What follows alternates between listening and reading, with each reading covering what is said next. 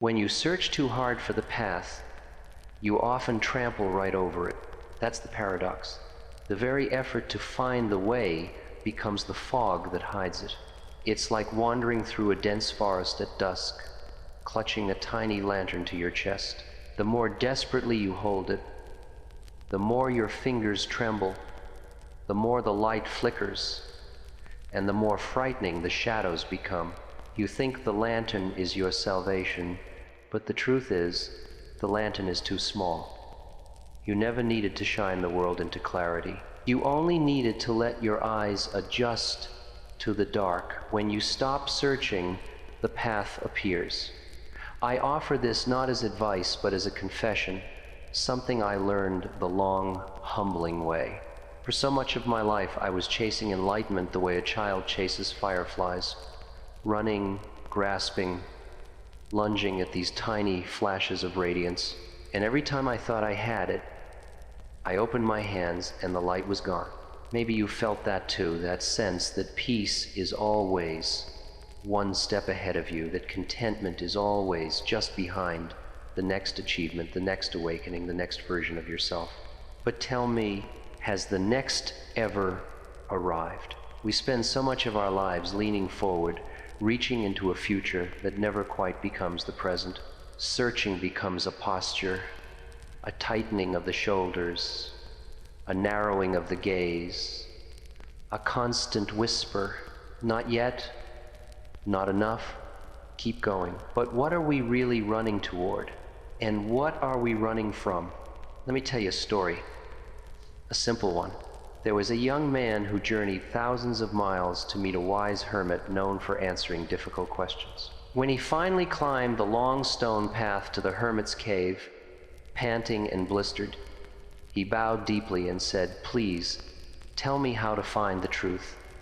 The hermit nodded, motioned for him to sit, and said, "Stop looking for it." The young man protested, "But I've traveled so far." The hermit smiled kindly and replied, "Yes, and now you must travel back the way you came, without the search." You see, the journey didn't bring him closer to truth. The journey exhausted the part of him that believed truth was somewhere else. When you stop searching, you don't lose the path. You lose the illusion that the path was ever hidden. Now, I'm not telling you to sit passively and let life wash over you. That's not presence, that's resignation. No, what I'm pointing to is something subtler, something quieter. A shift from grasping to noticing, from reaching to receiving, from forcing to allowing. Most people don't realize this, but searching is often rooted in fear. Fear that who you are is insufficient. Fear that life is happening somewhere other than here. Fear that peace is a prize you must earn, but fear clouds perception.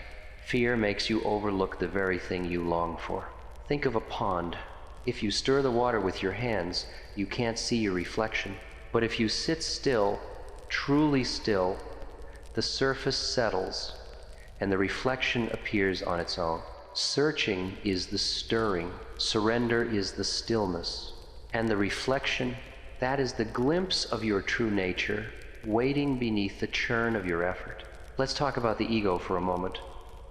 Not as an enemy, but as a child who believes it must hold the world together with its own small hands. The ego loves missions. It loves spiritual ambition.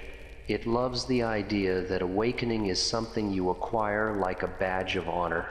But the deepest truths cannot be earned. They can only be recognized. And recognition happens not in striving, but in stopping. Stopping doesn't mean sitting down and abandoning your responsibilities.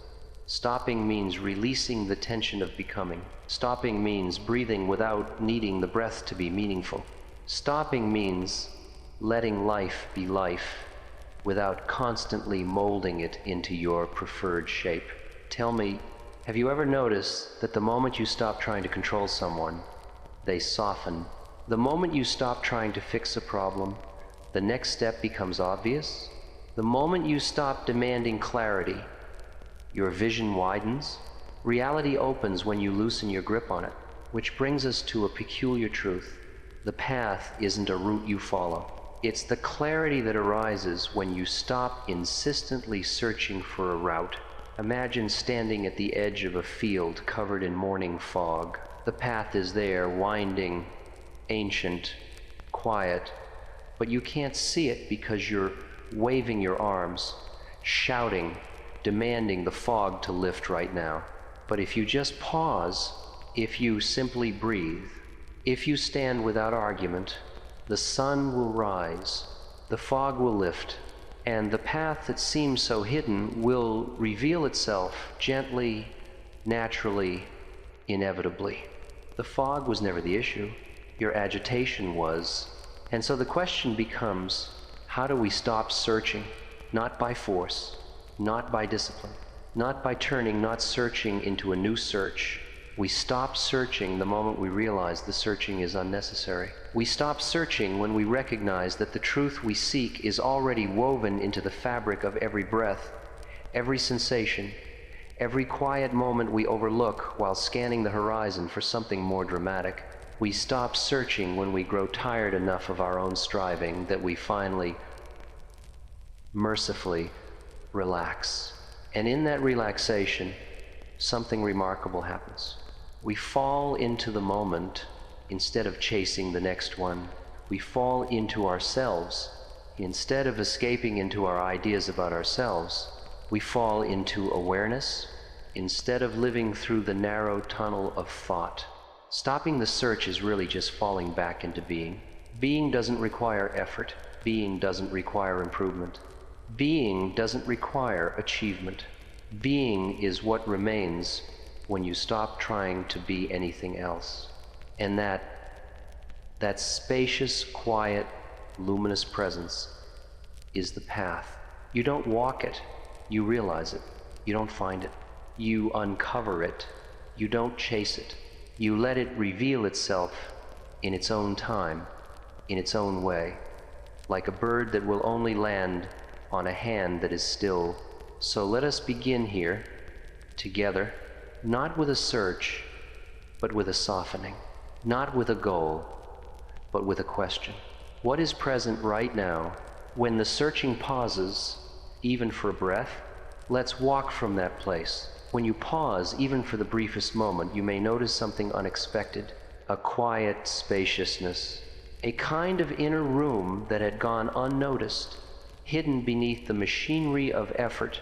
It's subtle, like the hush that settles over a landscape after snowfall. Nothing dramatic, nothing mystical, just quiet. A quiet that feels like it's been waiting for you. And as you become aware of that quiet, you start to see how loud the searching has been. A constant hum, a background tension so familiar you forgot it was there. Most people mistake searching for aliveness. We think, if I'm striving, I must be moving. If I'm analyzing, I must be progressing. If I'm comparing, I must be learning. But searching isn't aliveness. Searching is an echo of fear. Real aliveness does not strain. Real aliveness is attentive, responsive, fluid, like water sensing the shape of the glass it pours into. When you stop searching, you're not stepping away from life. You're stepping into it because the search places you in a constant elsewhere, a mental horizon that keeps retreating as you chase it. The mind projects its ideal future self, its imagined awakening, its perfect circumstances, and then it tells you that you must run to catch that projection. But you can't catch a mirage. You can only exhaust yourself. Let's explore this gently. Have you ever walked through a familiar place, your home, your neighborhood, the path you take to work, and suddenly noticed something you'd never seen before? A small crack in the pavement, the way the light hits a window, a sound you somehow missed 1,000 times. Why didn't you see it earlier? Not because it wasn't there, because you weren't there. You were present in body, but not in awareness. Searching takes you out of the moment like that, quietly, subtly, persistently. It's like listening to a friend speak while planning your response. You're in the room, but not truly with them. You may hear the words, but you miss the message. Life is like that, friend. Always speaking, always offering, always available. But you can only hear it when you stop preparing your response. When you stop searching, you begin to receive. And this receiving is not passive. It is vibrantly alive. It comes from a shift from doing to being, from performing to inhabiting, from chasing to noticing. Now, the ego hears stop searching and thinks it's an insult. It thinks, but searching is how I improve, how I protect myself, how I stay in control. The ego is like a well-meaning but anxious guardian, always scanning the horizon for threats, always checking if the locks are bolted, always rehearsing conversations that may never happen. It believes that safety lies in effort, but effort often blinds. Effort often tightens. Effort often keeps you circling the same maze over and over again because the maze is made of effort itself. You see, when the ego searches, it searches with its own assumptions already built in. It searches for the truth it wants to find, not the truth that actually is. So it keeps running into reflections of itself and mistaking them for reality. Stopping the search isn't dismissing the ego. It's relieving it of a job it was never qualified to perform. Imagine handing a child the responsibility of navigating a ship. Of course the child will do their best. They'll pull the levers, turn the wheel, push all the buttons with frantic enthusiasm. But the ship doesn't need that. The ship knows how to float. Life knows how to unfold. You don't need to micromanage your existence. You don't need to be the engineer of every outcome. When you stop searching, you begin to trust the underlying intelligence of life, the intelligence that moves the tides, that turns seeds into trees, that arranges the timing of encounters and departures with a precision your mind could never orchestrate. And in that trust, something beautiful happens. You begin to feel guided rather than burdened. Guided by what? Not by external signs or mystical whispers, though those may appear, but by your own presence, the part of you that is already aligned with the unfolding of life. Presence doesn't push, presence perceives. And in that perception, you start to sense what is actually calling you in each moment, not the fantasy of what should be, but the reality of what is. Have you ever watched a flock of birds change direction effortlessly, all at once, without a single leader barking orders? They turn together, glide together, move as one body, not through planning, but through attunement. This is what your life becomes when the search drops away. A kind of internal attunement, a dance with the moment rather than a chase after an illusion. Now, let's wander deeper. There is a fear most people never articulate. If I stop searching, I will become stagnant. If I stop striving, I will disappear. If I stop pushing, life will leave me behind. But notice something.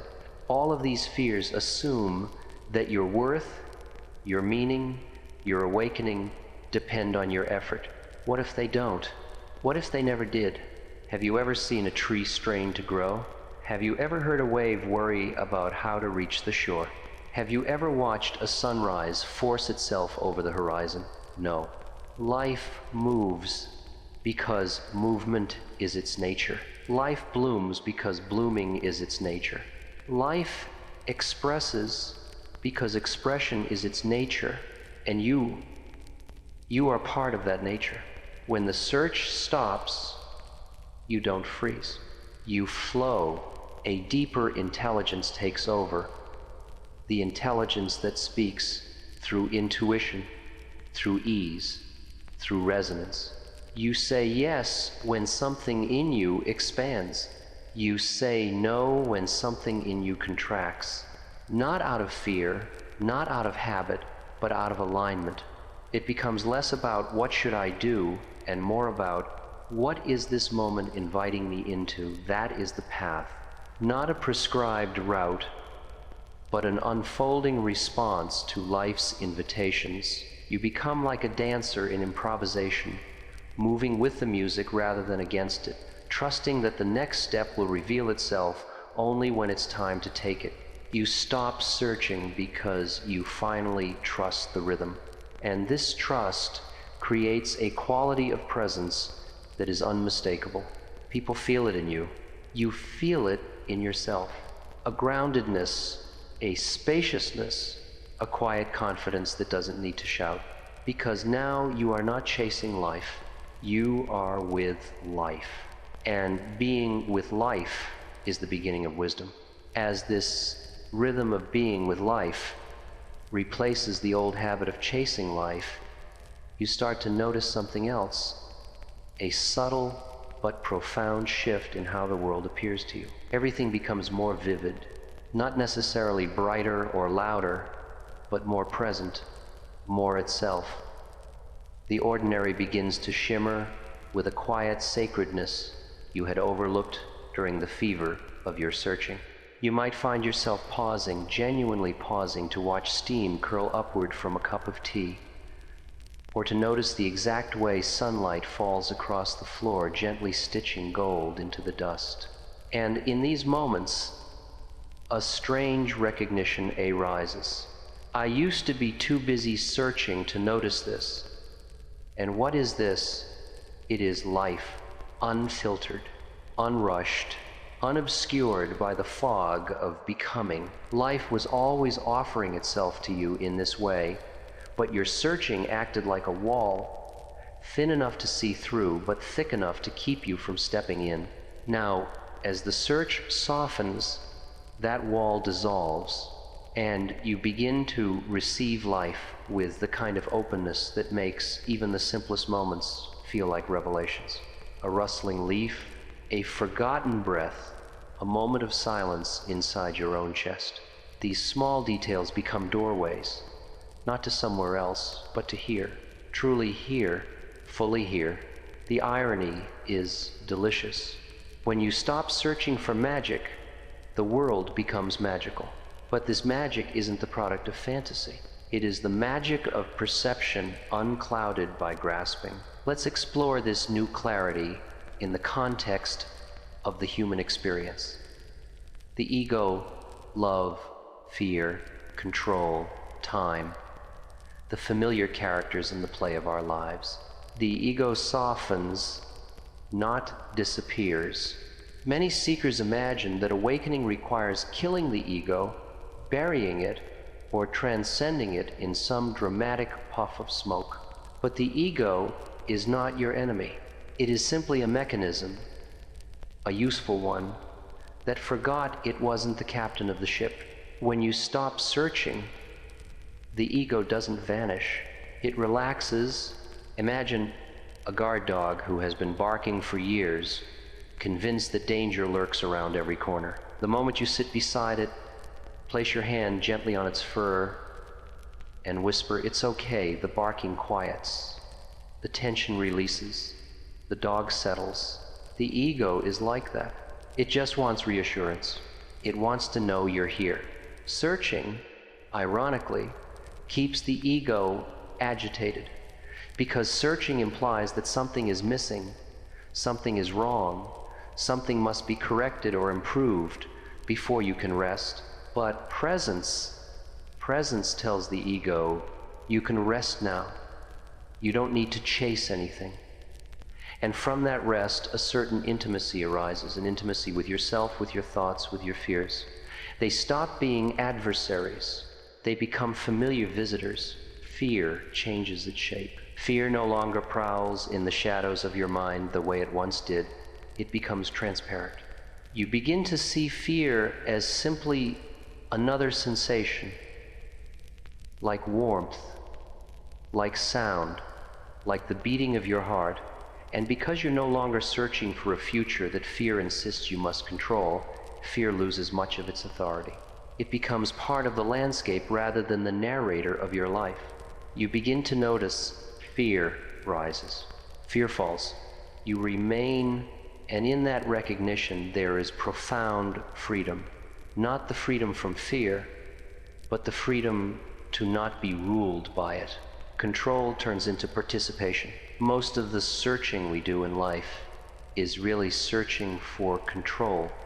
Control over outcomes, over people, over our own thoughts and feelings. We imagine that if we search hard enough, think long enough, plan carefully enough, we can wrestle the world into obedience. But have you ever noticed that life rarely follows your script? When you stop searching, you stop insisting that life follow your plan, and instead, you begin to participate in life as it unfolds. Participation is not passivity. It is collaboration with the present moment, a dance rather than a tug of war. You respond to life instead of wrestling it. You move with it instead of against it. And this movement feels effortless, not because it lacks challenges, but because resistance has dissolved. Time reveals its illusion. While you were searching, you lived almost entirely in a future that never arrived. You told yourself, someday, when I've found it, when I've become it, when I've fixed it, then I will be at peace. But when you stop searching, you realize peace was never in the future. Peace is a present moment phenomenon. It is a quality of awareness, not a reward. The future loses its hypnotic pull. The past loses its weight. You fall into the immediacy of now. And for the first time, you see that the path, the one you chased for so long, was always right beneath your feet. Love becomes spacious. Love, too, changes when the search stops. Before, love was another pursuit, another ideal. We chased the perfect connection, the perfect partner, the perfect version of ourselves worthy of love. But in presence, love becomes less of a transaction and more of a recognition. You look at others and you see, truly see, the same consciousness wearing a different costume. Their imperfections stop feeling like threats. Their differences stop feeling like distances. Love becomes spacious, unforced, ungrasping. It flows because there is nothing obstructing it. The reflection deepens. All of this leads to a moment, sometimes fleeting, sometimes enduring, when you begin to sense the deeper truth beneath it all. You were never searching for something outside of yourself. You were searching for yourself, not the small self, not the story, not the identity, not the roles you play, but the vastness underneath, the awareness that watches everything, but is untouched by anything, the awareness that receives every experience, yet remains whole, the awareness that is not the path, but the ground out of which all paths arise. This is what begins to dawn when the search dissolves. Not as a revelation from the sky, not as a bolt of cosmic lightning, but as a soft, undeniable recognition. You are already what you seek. You have always been what you seek, and life has been patiently waiting for you to stop searching long enough to remember. And as this recognition ripens, this quiet sense that you are already what you have been searching for, something in you begins to unwind from the inside out. A lifelong tension you didn't even realize you were holding starts to release its grip. It's as though your entire being exhales for the first time. This unwinding isn't sudden or dramatic, though it can feel profound. It is gentle, like waking up slowly from a long dream, a dream in which you are constantly chasing, constantly fixing, constantly negotiating your place in the world. When the search stops, you awaken into a different quality of experience, one that is intimate, fluid, and astonishingly simple. You begin to notice that life doesn't happen in a straight line. It unfolds, curls, expands, contracts, pulses, It's not a staircase, but a tide, and the moment you stop trying to impose a rigid direction on it, you discover a more natural rhythm waiting underneath. A rhythm that was always there, but drowned out by the noise of your expectations. Awareness takes the lead. In this space of non-searching, awareness becomes your guide. Not awareness as an idea, but awareness as a living presence. The felt sense of simply being here, awake to the immediacy of existence. This awareness doesn't announce itself with trumpets. It slips into the room quietly, like a friend who doesn't need to knock because they've known you for lifetimes. You begin to see your thoughts the way you might watch birds crossing a wide sky, appearing, moving, dissolving. You begin to witness emotions with the same spacious curiosity, rising, swelling, fading.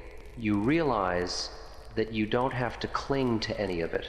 You also don't have to push any of it away. Everything belongs.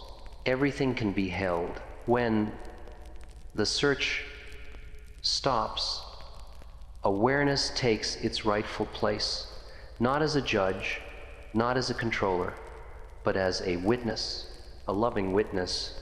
And with this witnessing comes a surprising feeling. Roominess. Roominess in the mind, roominess in the heart, roominess in the body.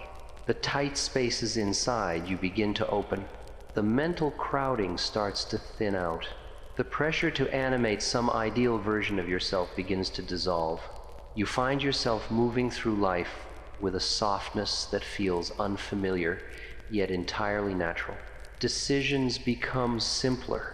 As awareness deepens, decision-making changes, not because life becomes easier, though it often does, but because you stop deciding from fear. You no longer ask, what will make others approve of me? What will protect me from discomfort? What will ensure the future behaves? Instead, the question becomes beautifully simple. What resonates right now? What feels aligned? What opens me instead of closing me? This doesn't create indecision. It creates clarity, because the mind, when relieved of its constant search for the perfect outcome, becomes a far more reliable instrument. When you stop searching for certainty, you become more attuned to truth. And truth doesn't shout, it whispers.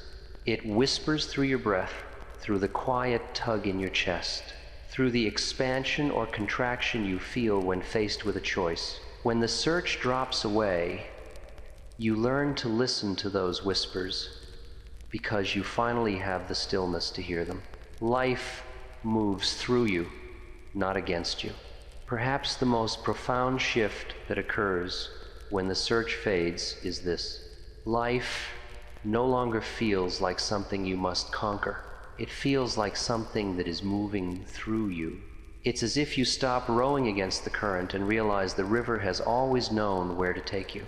You feel less like the author of your life and more like its instrument, not in a passive or helpless way, but in a deeply intimate, trusting way. You begin to sense that everything, the challenges, the losses, the joys, the moments of profound beauty, is part of a larger intelligence expressing itself in form. And your role is not to direct that intelligence. Your role is to participate in it. Participation is not control. Participation is relationship. You relate to the moment instead of wresting control from it. You relate to your emotions instead of suppressing or indulging them. You relate to other people as fellow travelers rather than obstacles or solutions. This relational quality is what turns life into a practice, not a practice of improvement, but a practice of presence. And presence invites you into a different kind of wisdom, the wisdom of immediacy. You start meeting life where it actually is. When you stop searching, you start meeting your life here instead of there, in what is instead of in what should be. And this shift sounds simple, but it rearranges everything. Conflicts that once felt impossible soften when you stop demanding the moment be different. Sadness becomes bearable when you meet it directly instead of trying to escape it. Joy becomes richer when you allow it without gripping it. You begin to trust that whatever arises is workable, not because you have control over it, but because you have presence with it. Presence makes every moment workable. So you move with the moment instead of resisting it. You speak when speaking feels true. You listen when listening is called for. You rest when rest arises. You act when action emerges naturally. Life loses its heaviness, not because it lacks difficulty, but because you no longer drag the weight of searching into every step. An inner warmth emerges. As searching dissolves, a warmth begins to grow inside you. A warmth that is not dependent on circumstances, on success, on validation, or on things going your way. It is the warmth of simply being here, fully, unapologetically, without the need to be more. You begin to feel accompanied by your own presence. You begin to like your own company, not because the inner critic disappears, but because it softens into something almost endearing. You recognize, I don't have to fix myself before I can rest. I can rest now. I can belong now. I can be home now. And the moment you allow this belonging, the moment you let yourself be as you are, the world itself feels less harsh, less distant, because the world was always responding to the way you carried yourself inwardly. When your inner being softens, the outer world reflects that softness back. The search stiffened you. The stopping melts you, and in that melting, intimacy with life blooms. The path begins to reveal its shape gradually, sometimes slowly, sometimes in sudden flashes. You begin to notice something extraordinary. A direction forms, not a map, not a plan, not a checklist. A direction, a gentle pull, a quiet knowing, a resonance. You don't think it, you feel it. It's as if life begins whispering, here, now, here, this way. And because you're no longer frantic, no longer blinded by effort, you can finally hear the whisper. The path appears not as a line in front of you, but as a knowing inside you. A knowing that was always there, hidden beneath the noise of the search. As this inner knowing grows steadier, you start to understand something essential. The path doesn't appear ahead of you. It appears as you. It forms with each step you take in presence, with each breath you allow to be just as it is. With each moment you meet without insisting, it becomes something else.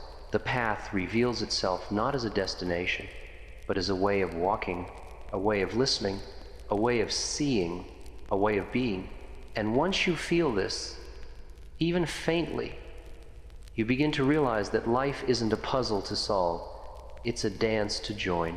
The search was like standing off to the side, tapping your foot, analyzing the rhythm, planning the moves, waiting for the perfect moment to enter. Stopping the search is stepping onto the floor, swaying with the music, letting the rhythm carry you instead of trying to control it. The illusion of a final answer fades. Most searching is fueled by the belief that somewhere out there lies a final answer, a moment when everything will snap into place, when the noise will stop, when life will become smooth, clean, manageable. But ask yourself honestly, has life ever followed a straight, predictable line? The idea of a final answer is one of the ego's most seductive fantasies. A fantasy that keeps you running, striving, waiting for perfection. When you stop searching, you begin to see that truth is not a conclusion. Truth is a relationship between you and this moment, between you and your awareness, between you and the unfolding world. Truth isn't static, it breathes, it moves, it reveals itself differently at different times. And instead of being frustrated by this, you start to appreciate it because it means life is alive, not fixed, not frozen, alive. Awakening becomes ordinary. There's another illusion that falls away when the search dissolves, the illusion that awakening must be dramatic. You may have imagined awakening as a thunderbolt, a blazing revelation, a moment in which you are lifted into some shimmering state beyond all suffering. But what if awakening is far more ordinary? What if awakening is learning to meet life without turning away? What if awakening is the simple, radiant clarity that blossoms when you stop trying to become awakened? You begin to see awakening not as a finish line, but as a way of noticing, a way of resting in what is, a way of being intimate with your experience rather than trying to escape it. And the more ordinary awakening becomes, the more beautiful it becomes, because it is accessible in every moment, even the messy ones, especially the messy ones. The messy moments become messengers. When you are searching, difficulty feels like failure. Discomfort feels like a setback. Pain feels like evidence that you're off the path. But when the search stops, difficulty becomes a teacher rather than a punishment. Pain becomes a doorway rather than a dead end. You begin to see that the moments which once sent you spiraling into self-judgment are actually invitations. Invitations to explore the places inside you that were too tender to touch before. Grief reveals your depth. Fear reveals your vulnerability. Anger reveals your boundaries. Longing reveals your capacity for connection. Nothing is wasted. Nothing is wrong. Life doesn't give you obstacles. Life gives you curriculum. And when you stop searching for a different experience than the one you're having, you can finally learn from the experience you're in. You become more human, not less.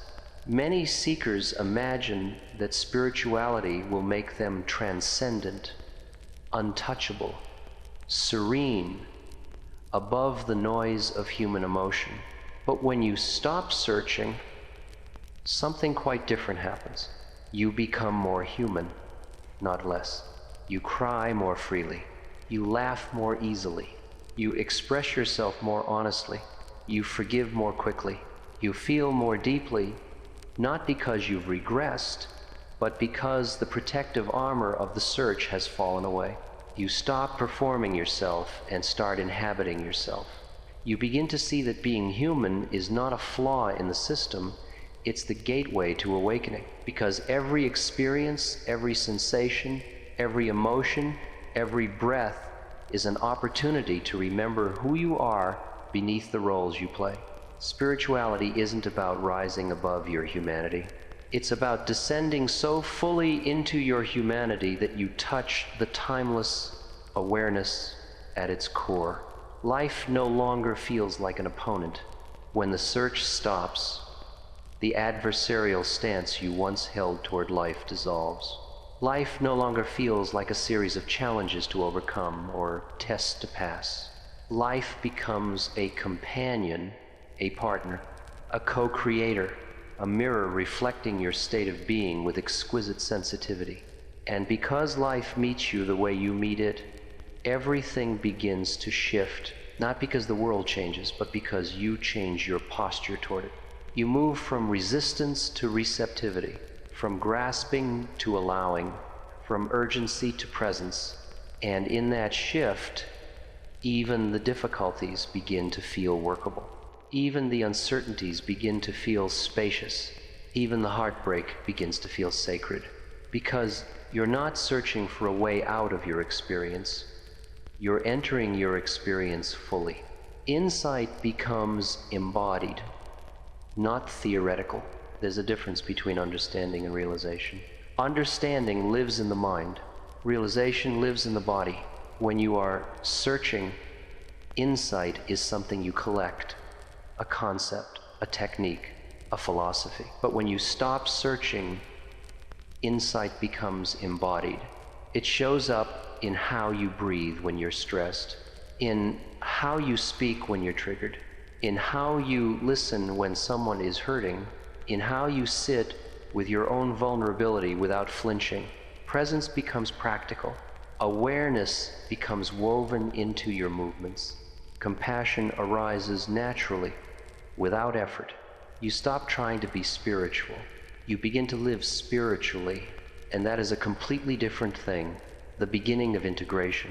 With all of this unfolding, the softening of the ego, the clarity of presence, the intimacy with life, a new question begins to arise, not from fear, but from curiosity. Now that I'm no longer searching, how shall I live? How shall I move through the world? How shall I respond to life's invitations? This is the beginning of integration, when presence stops being an experience and becomes a way of being in the world, a way that is grounded, a way that is open, a way that is deeply, unmistakably alive. Integration is not the end of the path. It is the path. It is how the path walks itself through you.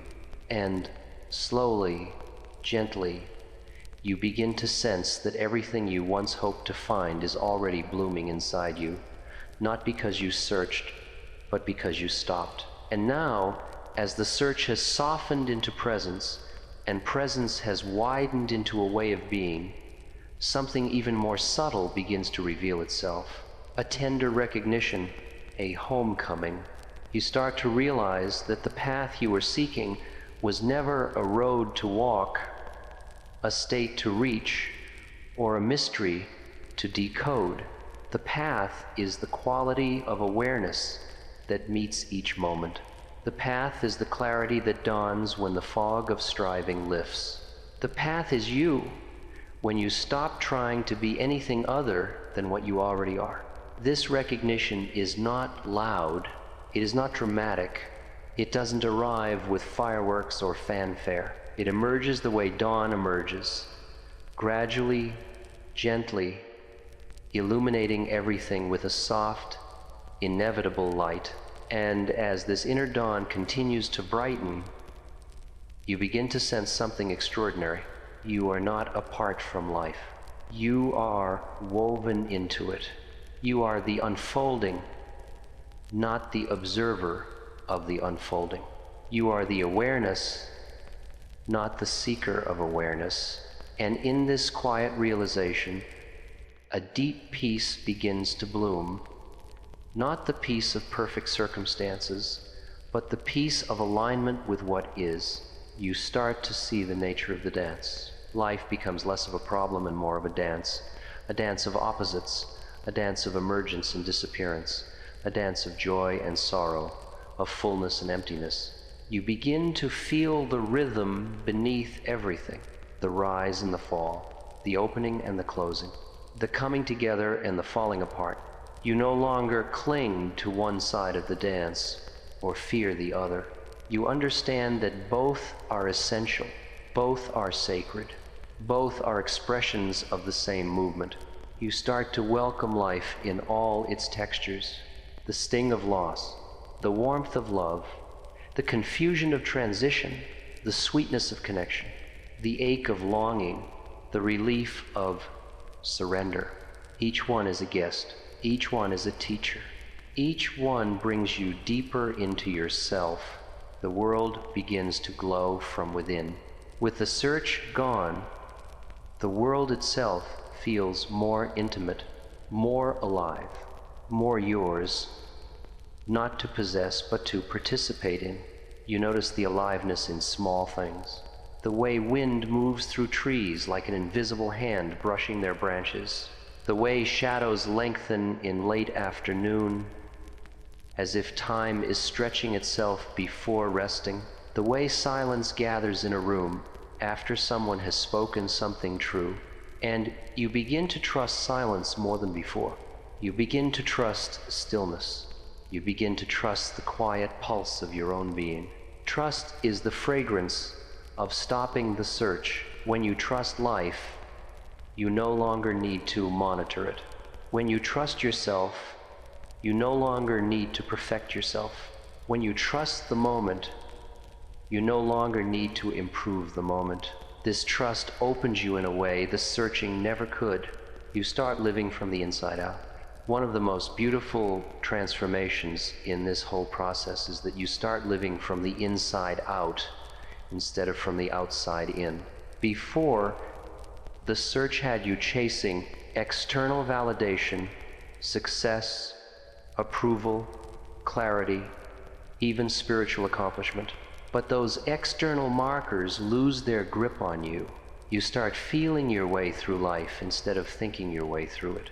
You act because something inside you expands, not because you fear the consequences of not acting.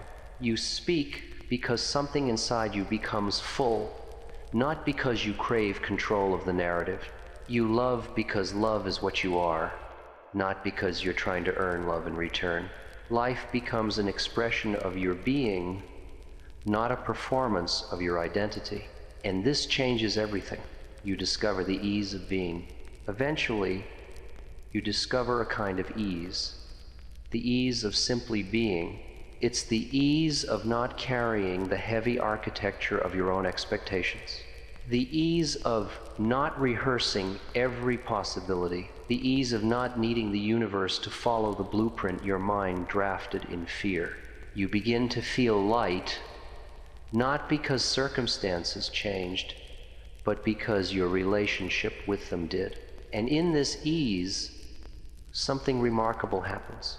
You become available, available to joy, available to grief, available to surprise, available to connection, available to your own intuition, available to the sacredness of ordinary life. Availability is the fruit of stopping the search. When you're no longer busy chasing a different moment, you can finally receive the one you're in, a meditation for the end of searching. So, let me invite you into a simple moment of recognition. Not a technique, but a remembrance. Right now, take a breath. Not a deep breath, not a controlled breath. Just the breath you're already breathing. Feel the air enter. Feel it leave. Notice that this breath requires no searching, no improvement, no perfection. Now let your awareness rest, not on the breath, but in the space the breath appears within. The open, quiet space. The one listening to my words. The one noticing your thoughts. The one that has never been harmed by any mistake. The one that has never been improved by any achievement. Rest there. Rest as the awareness itself. The awareness that was here before the search began. The awareness that remained untouched during all your striving. The awareness that is here now. Simple, clear, awake. This is the path. This presence, this being, the path appears. Not when you find it, but when you stop insisting it be somewhere else. And so, in this final moment, let me leave you with this. You don't need to arrive anywhere. You don't need to become anything. You don't need to search for what is already holding you. You are on the path. You are the path. And you have always been home. Welcome back.